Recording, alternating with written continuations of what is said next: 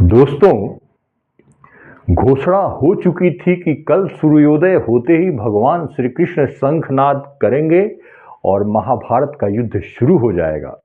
और साथ में इस महाभारत युद्ध में भगवान कृष्ण ने प्रतिज्ञा भी लिया था कि मैं सिर्फ अर्जुन का रथ चलाऊंगा, हथियार नहीं उठाऊंगा। लेकिन ठीक एक दिन पहले, जैसे कल से युद्ध शुरू होना है, आज शाम को ही भगवान श्री कृष्ण ने पांडव, द्रौपदी, पूरा माता कुंती सबको इकट्ठा किया और बोला कि बात ऐसी है, कल सूर्योदय होते ही युद्ध तो शुरू हो जाएगा, मैं शंखनाद करूंगा, लेकिन मैं अर्जुन का रथ नहीं चलाऊंगा। पूरे पांडव अवाक होकर के एक दूसरे को देखने लगे, हाथ जोड़कर बोले, हे केशव, हमसे ऐसी कौन सी भूल हो गई जो आप हमारा साथ छोड़ रहे हैं। अरे अगर आप अर्जुन का रथ नहीं चलाएंगे तो हमारी तो हार सुनिश्चित है और आपके ही ऊपर तो हमने इस महाभारत युद्ध को ठाना है। हे प्रभु, ऐसा मत करें और हमारी अगर कोई गलती है तो बताएं, हम उसके लिए क्षमा मांगेंगे। तब भगवान श्री कृष्ण ने कहा कि हे पांडव, किसी भी बड़े उद्देश्य की पूर्ति के लिए, किसी भी महान कार्य को करने के लिए मनुष्य का मन, मनुष्य की आत्मा एकदम साफ होनी चाहिए। कोई ऐसी बात उसकी मन में नहीं खटकनी चाहिए जिससे कि उसका ध्यान भंग हो, एकाग्रचित न हो।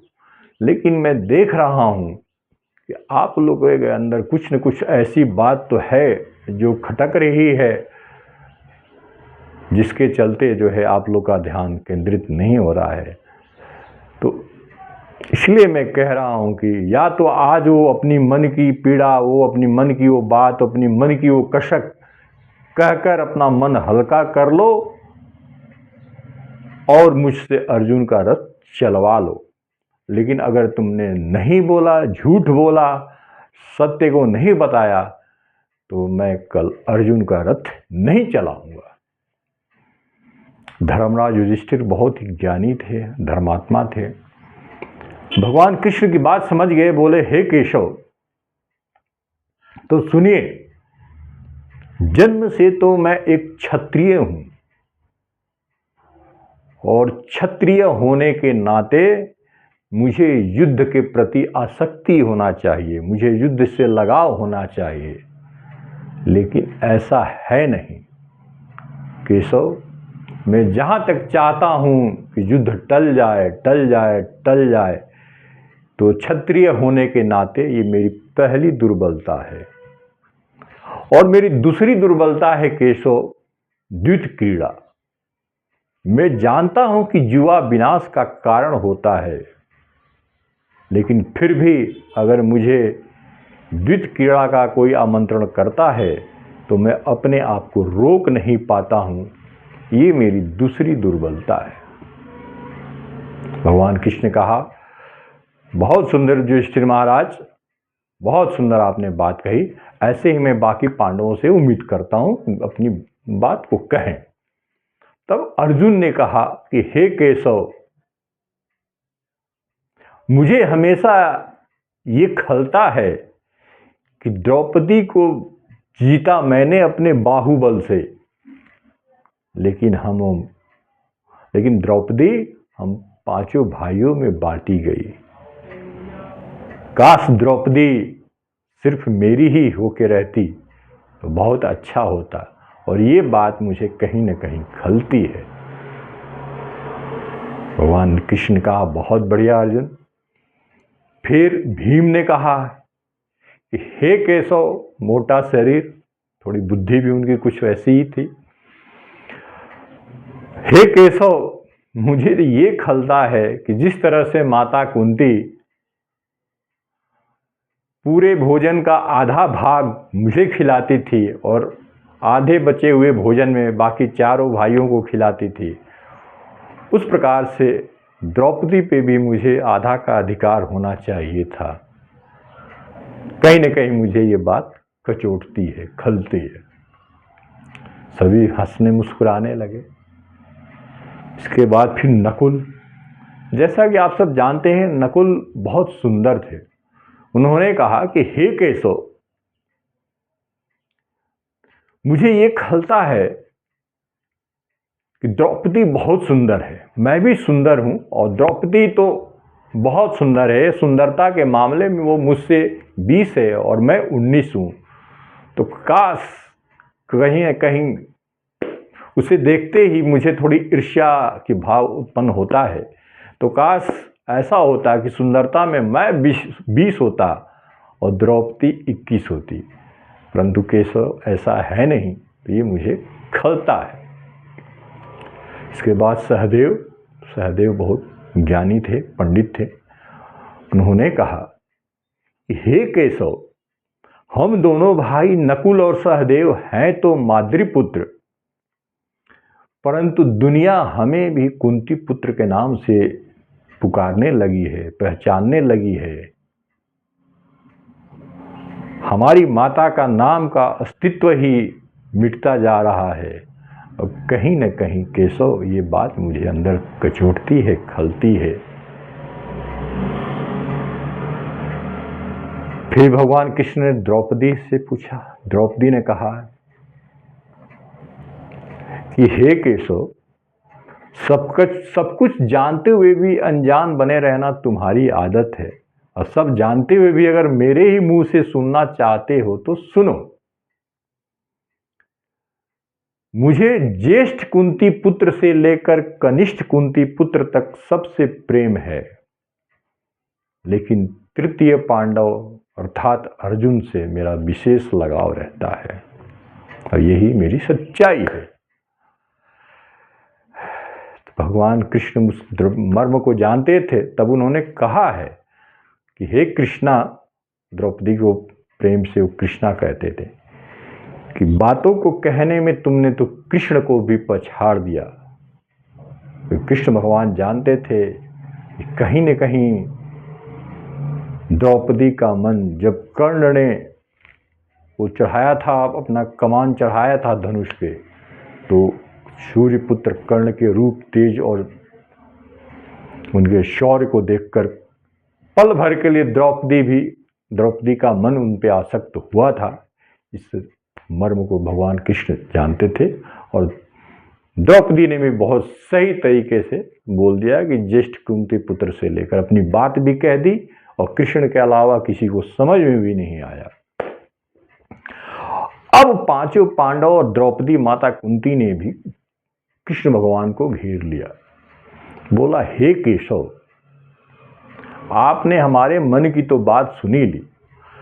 अब चाहे नर के रूप में या नारायण के रूप में, चाहे जिस भी रूप में आप अवतरित हुए हैं, आज आप भी अपनी मन की बात कह ही दो।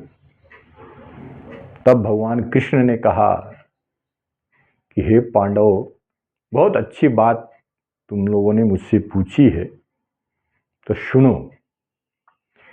इस अनंत अखंड विश्व ब्रह्मांड से खेलना ही मेरी दुर्बलता है।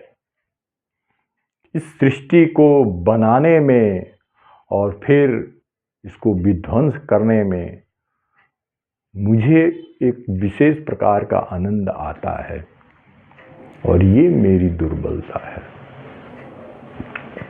दोस्तों, कहने का तात्पर्य ये है, अगर हम अभी हाल फिलहाल के 2-3 घटनाओं को उठाएं, देखें,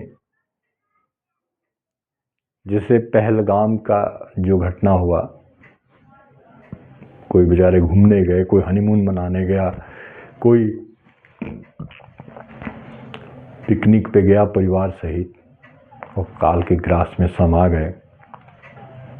उसके बाद बेंगलोर के जो स्टेडियम में लोग गए ट्रॉफी समारोह में, उसका जश्न देखने के लिए, लेकिन भगदड़ का शिकार हुए, काल के ग्रास में समा गए। और अत्यंत ही दुखद हादसा भी परसों नरसों जो हुआ, विमान क्रैश।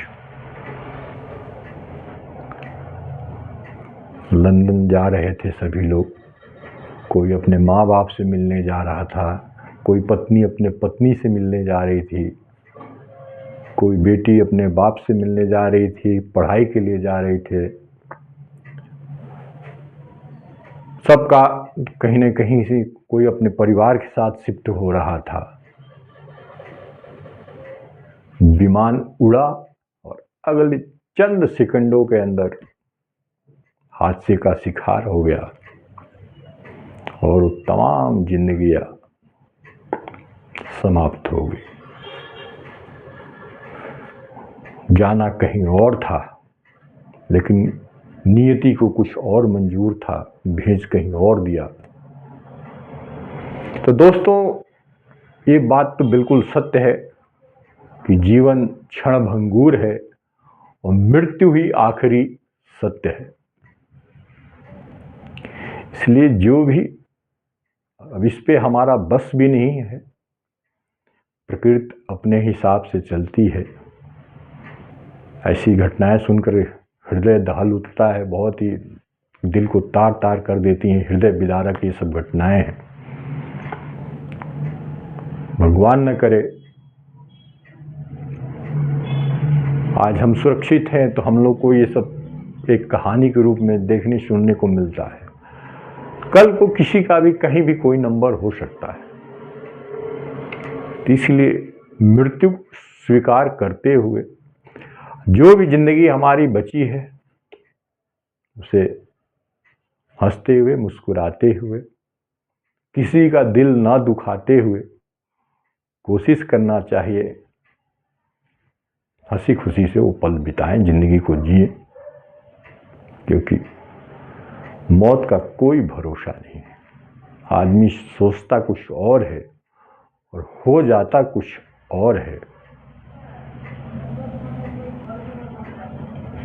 यही कहना था दोस्तों। इसलिए जहाँ तक संभव हो किसी गरीब का, किसी लाचार मजबूर का दिल न दुखाएं, किसी का भी जहाँ तक हो सके किसी की मदद करें और हंसते मुस्कुराते हुए खुशी के साथ अपने जीवन को बिताएं।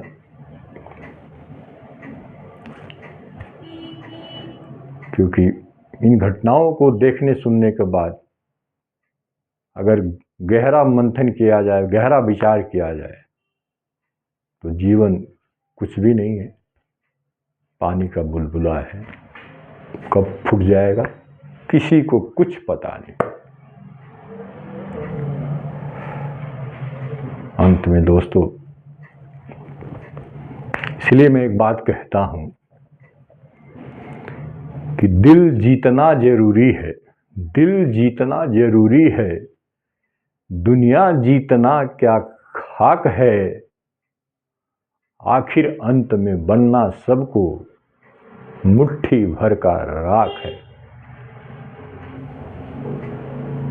प्लेन हादसे में मारे गए सारी आत्माओं को भावभीनी श्रद्धांजलि। ईश्वर उनकी आत्मा को शांति दे और उनके परिवार को दुख सहने की शक्ति दे।